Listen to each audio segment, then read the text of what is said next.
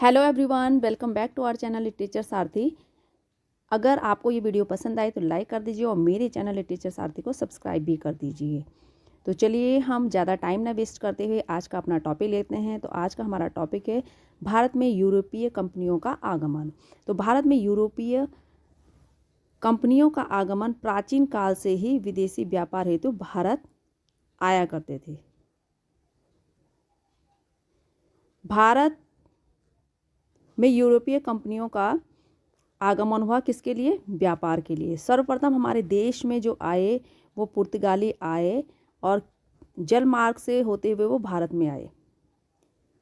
कौन? पुर्तगाली लोग। उनके बाद क्रमशः डच, ब्रिटिश, फ्रांसीसी भारत में आए। सबसे पहले आने वाले जो यूरोपीय कंपनियां थी वो थी पुर्तगाली लोग आए थे जल मार्ग से। उसके बाद डच, ब्रिटिश एंड फ्रांसीसी भारत में आए। जल्द ही भारत के समुद्र के निकटवर्ती और समुद्री इलाकों सामुद्रिक व्यापार पर यूरोपियों का एकाधिकार हो गया। जो समुद्र के इलाके से जो व्यापार किया जाता था उस पर सिर्फ और सिर्फ यूरोपियों का ही एकाधिकार हो गया। पुर्तगाली 17 मई 1498 को जल मार्ग से भारत सर्वप्रथम आया था। पुर्तगाली और नाविक वास्को डी गामा। पुर्तगाली नाविक वास्को डी गामा सबसे पहले भारत में समुद्री मार्ग के द्वारा आया था। और समुद्री मार्ग की खोज करने का श्रेय भी किसको जाता है? पुर्तगालियों को ही जाता है, क्योंकि वास्को डी गामा ने ही इसकी खोज की थी और श्रेय भी किनको जाएगा? पुर्तगालियों को ही जाएगा। वास्को डी गामा समुद्री मार्ग से भारत के पश्चिमी तट जो पश्चिमी तट था वो स्थित था कालीकट नामक स्थान पर। वहाँ तत्कालीन हिंदू शासक था कौन? जमोरिन वहाँ पर हिंदू शासक था। जमोरिन ने ही कालीकट पर वास्को डी गामा का स्वागत किया था। वास्को डी गामा को व्यापार करने की सुविधा जमोरिन के ने ही प्रदान की थी। उसने ही उन्हें यहाँ पर सुविधाएं दी थी व्यापार करने के लिए। यूरोपियों का भारत में आने का मुख्य मकसद क्या था? उनका मुख्य मकसद था व्यापार करना। वास्को डी गामा ने केप ऑफ गुड होप के रास्ते भारत तक के समुद्री मार्ग की खोज की। कहाँ से? केप ऑफ गुड होप के रास्ते ही समुद्री मार्ग की खोज की। किसने? वास्को डी गामा ने। और वास्को डी गामा कौन था? एक पुर्तगाली था। और ये कब आया था? 17 मई 1498 को जलमार्ग के द्वारा भारत पर आया था। और इसका स्वागत किसने किया था? कौन से हिंदू शासक ने किया था? जमोरिन ने किया था। और उन्होंने यहाँ पर उनको व्यापार करने की परमिशन दी थी। 1505 ईस्वी में फ्रांसिस्को डी अल्मीडा नामक पुर्तगाली को भारत में पुर्तगाली क्षेत्रों का अधिकृत गवर्नर बनाकर पुर्तगाली क्षेत्र का गवर्नर बनाकर भेजा गया। कहाँ भेजा गया? भारत में भेजा गया। फ्रांसिस्को डी अल्मीडा को हिंद महासागर में व्यापार पर पुर्तगालियों का नियंत्रण स्थापित करना था। कहाँ पर? हिंद महासागर। यहाँ पर अपना नियंत्रण स्थापित करना था, पर इसमें वह क्या हो गया? असफल रहा। कौन? अल्मीडा। और 1509 ईस्वी में वह वापस पुर्तगाल चला गया। तो उनको अल्मीडा को क्यों भेजा गया? इसलिए भेजा गया कि हिंद महासागर में वो अपना फ्रांसिस्को डी अल्मीडा को इसलिए ही भेजा गया कि वो हिंद महासागर में अपना व्यापार, पुर्तगालियों का व्यापार नियंत्रण स्थापित कर सके। लेकिन वो यहाँ पर असफल हो गया और 1900 वापस में फिर वो अपने देश चला गया, यानी कि पुर्तगाल ही वापस चला गया। फ्रांसिस्को डी अल्मीडा के बाद 1509 ईस्वी में अल्फांसो डी अल्बुकर्क को अगला पुर्तगाली गवर्नर बनाकर भारत भेजा गया। अब इनकी देखिए दूसरी बार फिर दूसरे को भेजा गया यहाँ पर गवर्नर बना के। जब एक गवर्नर असफल हो गया तो फिर दूसरे गवर्नर को भेजा गया। और अल्फांसो डी अल्बुकर्क को भी भारत में पुर्तगाली शक्ति का असली संस्थापक माना गया है। किसको? अल्बुकर्क को। अल्फांसो डी अल्बुकर्क ने पुर्तगालियों को भारतीयों से, उसने क्या किया, भारतीयों से शादी करने की सलाह दी, यानी कि भारतीयों से शादी कर लीजिए, ताकि, ये शादी करने की सलाह क्यों दी, ताकि भारत में पुर्तगालियों की संख्या बढ़ाई जा सके। तो ये सबसे जो उनकी चाल थी कि भारतीयों से शादी की जा सके और भारत में ही अपनी संख्या बढ़ाई जा सके। अल्फांसो डी अल्बुकर्क ने गोवा, फारस की खाड़ी में स्थित होरमुज द्वीप पर अपना आधिपत्य किया था और 1510 ईस्वी में पुर्तगालियों ने गोवा को बीजापुर से छीन लिया था। गोवा को किससे छीन लिया, बीजापुर से। और बीजापुर का तत्कालीन शासक यूसुफ आदिल शाह था। उस समय वहाँ का शासक था यूसुफ आदिल शाह। और 1503 ईस्वी में अल्फांसो डी अल्बुकर्क ने कोचीन से पुर्तगाली दुर्ग का निर्माण करवाया था।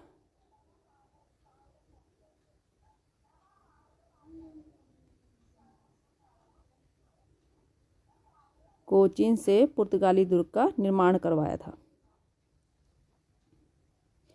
1530 ईस्वी में गोवा भारत में पुर्तगालियों की राजधानी 1530 ईस्वी में गोवा भारत में पुर्तगालियों की राजधानी थी, गोवा। और यहीं पर पुर्तगालियों का मुख्यालय स्थित था। कहाँ पर, गोवा में। 1560 ईस्वी में मार्टिन अल्फांसो डिसूजा को गवर्नर बनाकर भारत भेजा गया। उसके बाद नेक्स्ट जो आया, मार्टिन अल्फांसो डिसूजा को गवर्नर बनाकर भारत भेजा गया, जिसके साथ ही ईसाई संत फ्रांसिस्को जेवियर भी भारत आया था और जिसने गोवा के स्थानीय जातियों मछुआरों को ईसाई धर्म अपनाने के लिए प्रेरित किया, ईसाई धर्म को अपनाने के लिए प्रेरित किया। और पुर्तगालियों ने अपनी समुद्री साम्राज्य को इस्तादो द इंडिया नाम दिया, इस्तादो द इंडिया नाम दिया।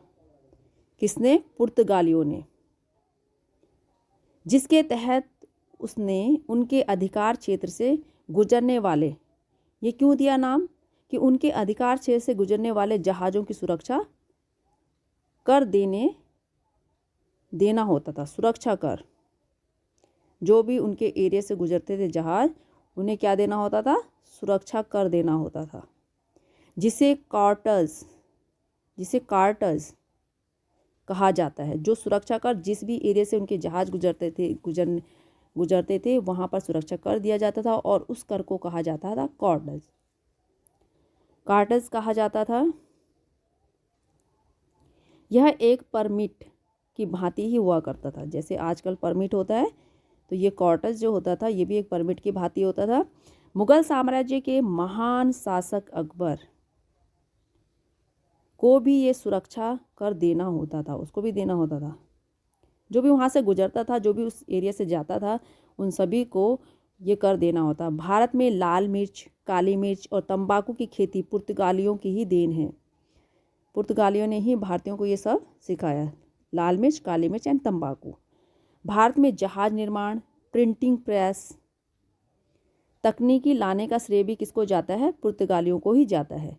और 1556 ईस्वी में भारत में पहली प्रिंटिंग प्रेस, 1556 ईस्वी में पहली प्रिंटिंग प्रेस की स्थापना पुर्तगालियों द्वारा ही की गई।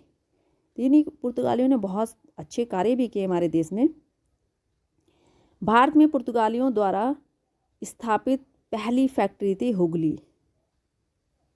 पहली फैक्ट्री कौन सी थी, हुगली। सबसे पहले प्रिंटिंग प्रेस करने का श्रेय भी किसे जाता है, पुर्तगालियों को जाता है। और समुद्री मार्ग की खोज करने का श्रेय भी किसे जाता है, पुर्तगालियों को जाता है। और 1556 में पहले प्रिंटिंग प्रेस की स्थापना भी किसके द्वारा की गई, पुर्तगालियों के द्वारा ही की गई। और बंगाल में पुर्तगालियों द्वारा सबसे पहली फैक्ट्री भी स्थापित की गई। पांडिचेरी पर अपना कब्जा करने वाले पहले यूरोपीय पुर्तगाली ही थे। कहाँ पर? पांडिचेरी में अपना कब्जा करने वाले यूरोपीय पुर्तगाली ही थे, जिन्होंने 1793 ईस्वी में पांडिचेरी पर अपना आधिपत्य किया था और 17वीं शताब्दी तक पुर्तगालियों की शक्ति भारत में डचों के आगमन 17वीं शताब्दी तक डचों के आगमन पर धार्मिक असहिष्णुता तथा पुर्तगाली शाही सरकार के हस्तक्षेप के कारण क्षीण होने लगी। डचों का आगमन हुआ, भारत में पुर्तगालियों का एकाधिकार समाप्त हो गया। डचों के आगमन से भारत पर पुर्तगालियों का एकाधिकार समाप्त हो गया। डच हॉलैंड, डच लोग जो कि हॉलैंड के निवासी थे 1596 ईस्वी में डचों ने 1602 ईस्वी में डच ईस्ट इंडिया कंपनी की स्थापना की। डच ईस्ट इंडिया कंपनी की स्थापना कब की? 1602 ईस्वी में। किसने की? डचों ने। और डच लोग जो कि कहाँ के निवासी थे? हॉलैंड के निवासी थे। और 1596 ईस्वी में ये भारत आए थे। डच लोग हॉलैंड के निवासी थे, 1596 ईस्वी में भारत आए थे और डचों ने 1602 ईस्वी में डच ईस्ट इंडिया कंपनी की स्थापना भारत में की। डचों द्वारा भारत से व्यापार हेतु सर्वप्रथम संयुक्त पूंजी कंपनी शुरू की गई। और बंगाल के चिनसुरा में डचों ने एक कारखाना भी स्थापित किया। और डच लोगों का मुख्य उद्देश्य दक्षिण पूर्वी एशिया के टापुओं पर व्यापार करना था। दक्षिण पूर्वी एशिया उनका उद्देश्य था, दक्षिण पूर्वी एशिया के टापुओं पर व्यापार करना।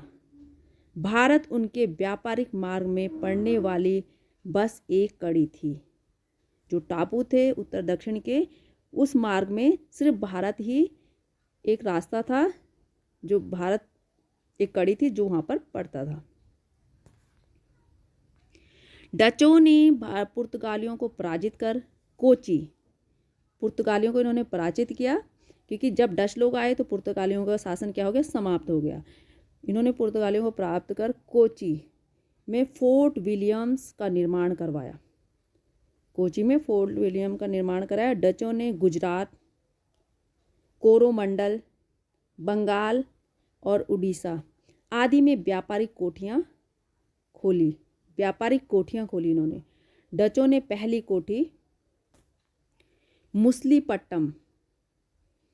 कोठी जो उन्होंने स्थापित करी वो करी मुसलीपट्टम और दूसरी पुलिकट में। तो डचों द्वारा पहली कोठी स्थापित की गई मुसलीपट्टम में और दूसरी पुलिकट में। 17वीं शताब्दी में डच व्यापारिक शक्ति उनकी चरम पर थी और डच लोग भारत में सूती वस्त्र, अफीम, रेशम, मसालों आदि महत्वपूर्ण वस्तुओं का निर्यात करते थे। किसका? सूती वस्त्र, अफीम, रेशम और मसालों का। 1759 ईस्वी में अंग्रेजों और डचों के मध्य, इन दोनों के बीच में क्या हुआ? बेदरा का युद्ध हुआ। किसके? अंग्रेजों और डचों के बीच में, जिसमें डच इतनी बुरी तरह हारे कि भारत से उनके पैर ही उखड़ गए। तो 1759 ईस्वी में जब इनका अंग्रेजों से युद्ध हुआ तो ये बिल्कुल कमज़ोर पड़ गए। यही कारण क्या था कि 18वीं शताब्दी में अंग्रेज, ब्रिटिश के सामने डचों की शक्ति क्या हो गई? क्षीण हो गई।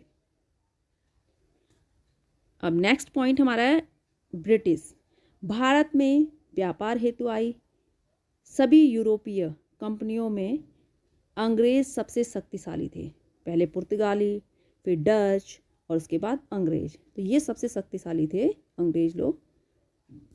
क्यों थे? क्या कारण था? 1599 ईस्वी में जॉन मिल्डेन जॉन मिल्डेन हॉल नामक पहला अंग्रेज आया था। कब आया था? 1599 ईस्वी में जॉन मिल्डेन हॉल। और 31 दिसंबर 1600 इंग्लैंड की तत्कालीन महारानी एलिजाबेथ प्रथम द्वारा ब्रिटिश कंपनी को भारत से 15 वर्षों तक व्यापार हेतु एकाधिकार पत्र प्रदान किया गया और स्थल मार्ग से लेकर लिवेंट कंपनी को तथा समुद्री मार्ग, स्थल मार्ग से तो लिवेंट कंपनी और समुद्री मार्ग से ईस्ट इंडिया कंपनी को अधिकार पत्र प्रदान किया गया था। इस कंपनी ने 1608 ईस्वी में कैप्टन हॉकिंस तत्कालीन मुगल शासक जहांगीर के दरबार में 1608 ईस्वी में जहांगीर के दरबार में इंग्लैंड का राजदूत बनकर आया था। किसके दरबार में? जहांगीर के दरबार में। कौन आया था? Captain Hawkins. और कब आया था? 1608 ईस्वी में। भारत में अपने व्यापार को बढ़ाने के उद्देश्य से हॉकिंस ने सूरत में बसने की गुजारिश की और जहांगीर को उपहार स्वरूप दस्ताने और इंग्लैंड में प्रयोग की जाने वाली बग्घी दी। दस्ताने दिए और बग्घी दी जो इंग्लैंड में प्रयोग की जाती है, जिससे प्रसन्न होकर जहांगीर ने कैप्टन हॉकिंस को इंग्लिश खां की उपाधि दी। पुर्तगालियों और अन्य स्थानीय व्यापारियों के विरोध के कारण जहांगीर चाहकर भी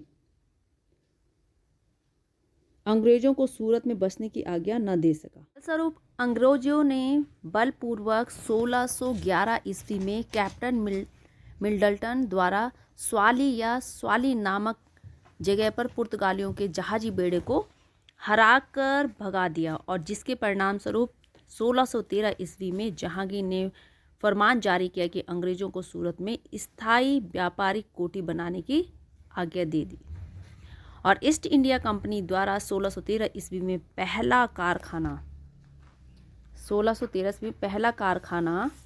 सूरत में स्थापित किया गया और अंग्रेजों द्वारा पहली व्यापारिक कोठी 1611 ईस्वी में मुसलीपट्टनम में खोली गई थी। 23 जून 1797 ईस्वी में हुए प्लासी के युद्ध के बाद अंग्रेजों का भारत पर पूर्णतः प्रभुत्व हो गया था। प्लासी का युद्ध ब्रिटिश ईस्ट इंडिया कंपनी तथा बंगाल के नवाब सिराजुद्दौला के बीच हुआ था, जिसमें अंग्रेज सेना का नेतृत्व रॉबर्ट क्लाइव द्वारा किया गया था और तत्पश्चात 22 अक्टूबर 1764 ईस्वी में हुए बक्सर के युद्ध में अंग्रेजों की जीत हुई और उसके बाद भारत में कोई भी ऐसा राजनीतिक शक्ति या शासक शेष नहीं बचा था जो अंग्रेजों को हरा सके। बक्सर का युद्ध बक्सर नगर के पास ब्रिटिश ईस्ट इंडिया कंपनी और मुगल नवाबों, बंगाल के नवाब मीर कासिम, अवध के नवाब सिराजुद्दौला तथा मुगल बादशाह आलम द्वितीय की संयुक्त सेना के बीच लड़ा गया था और इस युद्ध में अंग्रेजों का नेतृत्व मेजर हेक्टर मुनरो ने किया था। अंग्रेजों ने कई अन्य महत्वपूर्ण युद्ध और संधियां की, जिसके फलस्वरूप 1947 ईस्वी में अंग्रेजों से भारत की स्वतंत्रता तक अंग्रेजों का भारत पर एक छत्र राज रहा। यूरोपीय कंपनियों में अंग्रेजों ने भारत पर सर्वाधिक शासन किया और अंग्रेजों ने लगभग 200 वर्षों तक भारत पर राज किया। अंग्रेजों द्वारा क्रमशः सूरत, मद्रास जो वर्तमान में चेन्नई बोला जाता है, बम्बई वर्तमान मुंबई तथा कोलकाता में अपने व्यापार केंद्र स्थापित किए थे। अंग्रेजों का उद्देश्य भारत में गन्ना, अफीम, चाय, कौवा, पटसन गन्ना, अफीम, चाय, कौवा, पटसन आदि की खेती कर इनको सस्ते दामों पर खरीद कर इंग्लैंड में भेजना था, जिस कारण अंग्रेजों ने भारत में महत्वपूर्ण क्षेत्रों में रेल लाइन बिछाई और सड़कों का निर्माण करवाया। साथ ही अंग्रेजों का उद्देश्य ब्रिटेन से भारत में आयातित किए गए महंगे कपड़ों को भारत में बेचना भी था, यानी कि हमारा माल तो वो सस्ते में ले जाते थे और अपना महंगे में हमें बेचते थे। फ्रांसीसी 1664 ईस्वी में लुई 14 ने शासनकाल में कॉलबर्ट द्वारा फ्रेंच ईस्ट इंडिया कंपनी की स्थापना की गई। पहले पुर्तगाली लोग आए, फिर डच, फिर उसके बाद ब्रिटिश, अब कौन आए? फ्रेंच। 1668 ईस्वी में फ्रांसीसी कैरो द्वारा औरंगजेब से आज्ञा प्राप्त कर सूरत में फ्रांसीसियों ने पहली फैक्ट्री सूरत में अपनी पहली फैक्ट्री स्थापित की। और कब की? 1668 ईस्वी में। और 1669 ईस्वी में फ्रांसीसियों ने गोलकुंडा के सुल्तान से स्वीकृति प्राप्त की और मुसलीपट्टम में अपनी दूसरी फैक्ट्री स्थापित की। पहली फैक्ट्री तो सूरत में स्थापित की और दूसरी फैक्ट्री मुसलीपट्टम में, यानी कि 1 साल पहले सूरत में और उसके बाद 1669 में मुसलीपट्टम में इन्होंने अपनी फैक्ट्री स्थापित की। तो दोस्तों, आपको आई होप ये वीडियो पसंद आई होगी। अगर ये वीडियो पसंद आएगी तो लाइक कर दीजिए और मेरे चैनल लिटरेचर सारथी को सब्सक्राइब भी कर दीजिए, जिससे कि मैं आपके लिए ऐसे ही अलग अलग टॉपिक पे वीडियोस लेकर आती रहूँगी और जो आपके आने वाले एग्ज़ाम के लिए बहुत ही हेल्पफुल होंगे। तो मिलते हैं नेक्स्ट वीडियो में नेक्स्ट टॉपिक के साथ। तब तक के लिए take care and bye bye.